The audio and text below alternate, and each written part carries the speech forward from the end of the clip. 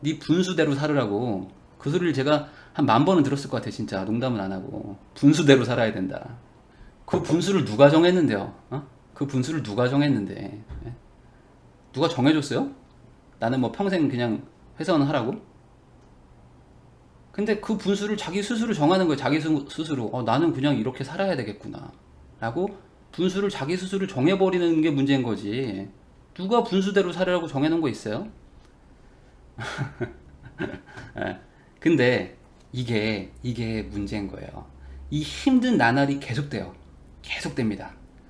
제가 꼭 하고 싶은 부분이니까 잘 들어주셔야 돼요. 아까도 제가 조금 생각을 해봤던 거거든요. 이게 계속되는 단계가 와요. 뭔가 바뀌지는 않는데 너무 힘든 단계가 와요. 예. 근데 요때를 못 넘기잖아요. 그럼 부자가 안 돼요. 요때를 못 넘기면 부자가 안 돼. 이걸 어떻게 설명할까 제가 아까 막 고민을 해봤는데, 물이 끓잖아요. 물이 끓으면 김이 피어나거든요. 김이 피어나면은 물이 끓는다는 걸 알잖아요. 이게 진부한 표현일 수도 있는데, 근데 김이 피기 직전에 물이 99도일 때도 물이 안 끓어요. 물이 99도 때도 안 끓고 100도 때부터 막 김이 모락모락 나기 시작하잖아요. 근데 거기에 이제 1도가 더해지면은 부글부글부글 막 끓는 거예요. 부글부글부글. 그게 임계점이라고 하는 거잖아요. 임계점. 근데 밖에서 봤을 때는 99도짜리 물이나 20도짜리 차가운 물이나 역치라고 하나요? 20도짜리 그냥 찬물이나 99도 물이나 똑같은 거예요. 똑같이 그냥 물이에요. 근데 만져보면 엄청 뜨겁고 막 차갑고 하죠.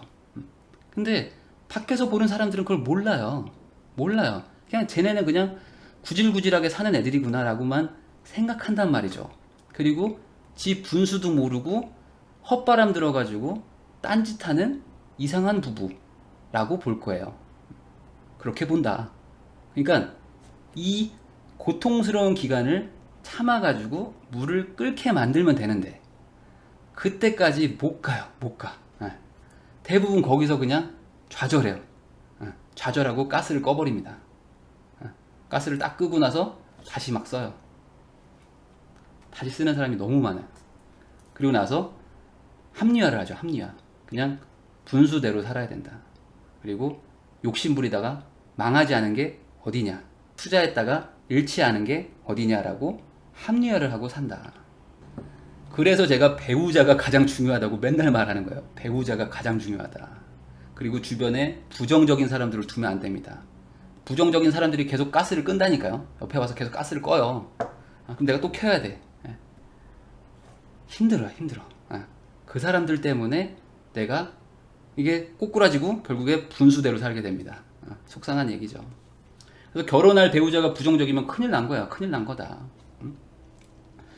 제 와이프는 그나마 다행인데, 그나마 그런 부정적인 사람이 아니었고 투자 마인드가 저랑 맞아가지고 저희 둘이서 그냥 으쌰으쌰 한 거예요. 으쌰으쌰. 힘들어도. 왜냐면 나를 인정해주고 너 잘할 수 있어. 우리 잘할 수 있어라고 옆에서 말해주는 사람이 한 명이라도 있으면 힘이 나요. 근데 그 한 사람이 부정적인 사람이어가지고 내 배우자가 너 그렇게 하면 안 돼라고 나를 막 갈구니까 나는 그냥 고독한 무인도에서 혼자 사는 사람이 되는 거죠. 미쳐버리는 거죠. 제가 이제 우리 와이프가 이 방송을 뭐 보고 있을 수도 있고 나중에 뭐 보게 될 수도 있는데 와이프가 인정한 부분이니까 제가 이제 얘기를 한번 해볼게요. 왜냐면 이 얘기를 해야지만 이 예시가 들어서 이해가 되실 거예요. 뭐냐면 옛날에 신혼 때도 그렇고 제가 잠실 석촌동에서 그 18평짜리 빌라, 그 오래된 빌라에서 살면서 막 진짜 악착같이 막 돈 모으고 있을 때였어요. 그때까지만 해도 와이프가 친구들을 만나고 와요. 가끔 친구들 만날 때가 있잖아요. 와이프도 이제 그때도 막 20대였으니까 친구들은 결혼 안 한 애들이 태반이었죠. 친구만 만나고 오면은 우리 집에 불만이 생기는 거야. 불만이 생겨. 그리고 저한테 불만이 막 생겨. 너 왜 그러고 사니라는 얘기를 엄청 들었을 것 같아요. 아마. 너 왜 그러고 살아? 너 결혼 왜 했어? 야, 니네 남편 삼성 다닌다며. 근데 너 왜 그러고 살아? 샤넬도 없어? 루이비통도 없어? 뭐 하고 살아 너? 요번에 여름휴가 어디로 가? 미쳐버리는 거죠. 저는 이해해요. 왜냐면 저는 친구들을 안 만나버리니까. 친구들을 그냥 안 만나버렸거든요. 만나봐야 뭐 제가 얘기도 안 통하지만 만난다고 해서 무슨 얘기를 하겠어요, 제가. 뭐. 그냥 영향을 받기 싫으니까. 일도 워낙에 바빴고. 쉬질 못하니까. 근데 그런 얘기를 와이프가 들으면, 와이프도 사람인데, 20대인데, 20대 여자가 주변에 막 샤넬 메고 오고, 뭐, 우리 남자친구랑 오늘 뭐, 우리 어디 놀러 갔다 왔다, 뭐, 이런 얘기를 막 듣고 막 오는데, 집에 오면은, 이제, 저는 집에 와 있지도 않아. 그러니까 남편은 집에 있지도 않아. 야근하고 있어가지고. 야근하고 있고, 새벽 1시 반에만 와요. 1시 반에 오면은 막, 쩔어가지고, 막 수염나 있고, 막 피곤하다고 막 빨리 잠이나 잔다고 이러고 있는 거예요. 그러니까 열이 받죠. 열 받겠죠. 그러니까 싸움이 난다. 저는 그때 막 생활비 막 90만 원 줬거든요. 90만 원 주고 이걸로 다 알아서 하라고. 나는 나머지 내가 버는 거는 다 투자한다고. 그리고 막 거지처럼 사니까. 일주일 내내 모아가지고 주말에 족발 하나 먹는 게 최고의 우리의 사치였으니까. 평상시에는 빵 하나 막 1,000원짜리 빵 하나도 막 고민하면서 샀다니까요. 저희는 그렇게 했어요. 시댁에서 돈 줬다고 자랑질들 하죠. 네, 맞아요. 시댁에서 돈 받는 건 부끄러운 짓이지 자랑할 짓은 아닙니다.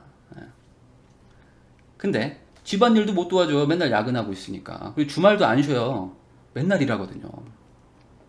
그러니까 와이프가 겨우겨우 버티고 있는 거죠. 겨우겨우 막 버티고 있는데 이 댐에 둑이 막 터지려고 하는데 버티고 있는데 친구들을 만나면은 친구들이 막 망치를 들고 그 막 댐 벽을 막 깨는 거야. 막 샤넬 망치를 들고 막 깨요. 막 깨. 막 동남아 여행 막 비즈니스 클래스 막 이런 거 여행 티켓을 막 들고 그걸 망치로 잡아가지고 막 댐을 막 깨는 거야. 내가 다이아를 뭘 받았네 막 이러면서 막 깨는 거죠. 가방이 얼마나 이쁘네 하면서 막 깨요. 샤넬 망치.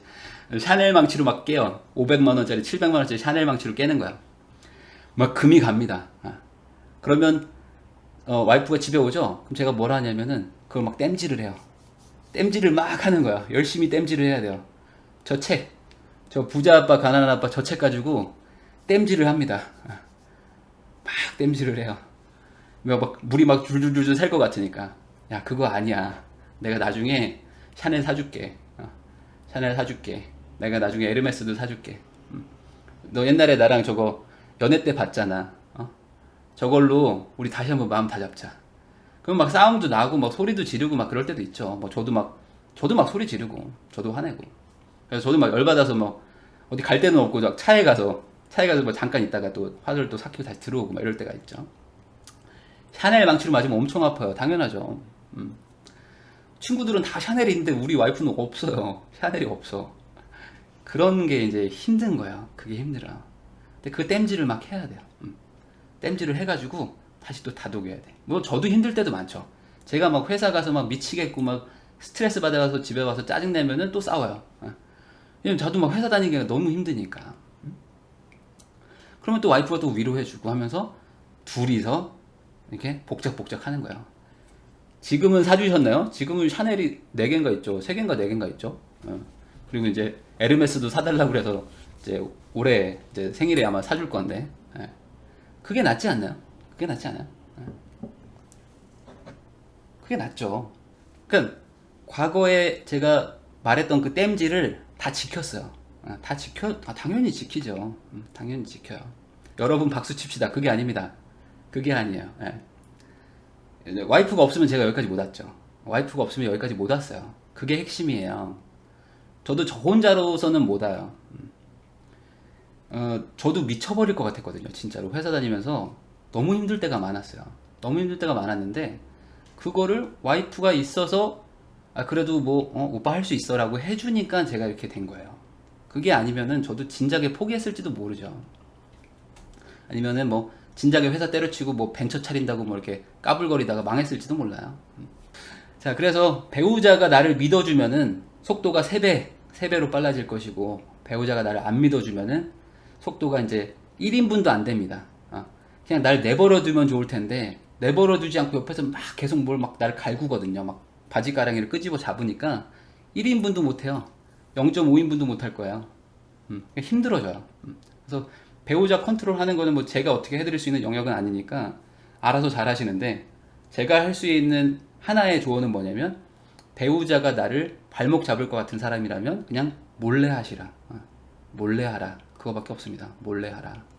그래서 다시 돌아가면 지금 이 사연을 올려주신 분한테 제가 많은 얘기를 지금 하고 있는데, 지금 돈 쓰는 젊은 부부들 많아요. 근데 이 사람들 분명히 10년이나 20년 뒤에는 경제적인 문제가 옵니다.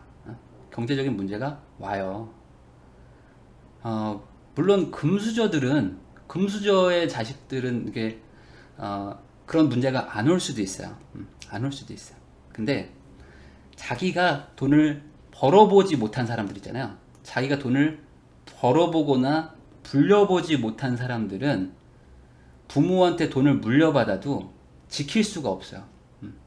지킬 수가 없어요. 그래서 부자의 자식들은 그 부자가 된 원인을 배우지 못한 상태로 부모님이 돌아가시면 집안이 기울어집니다.